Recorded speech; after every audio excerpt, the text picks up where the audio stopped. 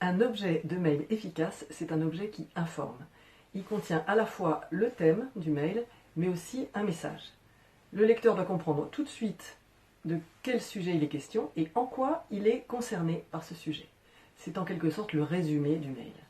Un exemple, si j'envoie un mail qui s'intitule « Formation coach écrit du 2 juin », ça ne suffit pas. Il faut que je rajoute « Formation coach écrit du 2 juin » et le message que je veux délivrer. Par exemple, « Venez avec un écrit ». Là, l'objet est complet et informatif. Il contient donc un thème et un message. Il y a une deuxième technique pour que l'objet soit informatif, c'est celle de la phrase. Tout simplement, sujet, verbe, complément. Par exemple, la réunion de mardi sera décalée à 15 h. Voilà, ça c'est un objet de mail qui fonctionne très bien. Un écueil à éviter, c'est celui de l'objet sans force directrice, c'est-à-dire qu'il peut se lire dans les deux sens. Par exemple, validation du compte-rendu de la réunion d'hier.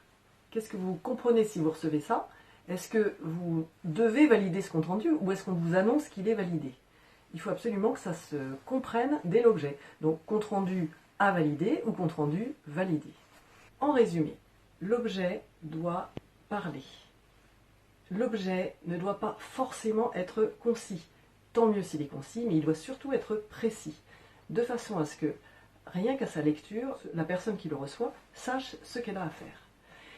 Vous ferez gagner du temps à votre lecteur et vous en gagnerez vous aussi, puisqu'il vous répondra plus vite. À bientôt.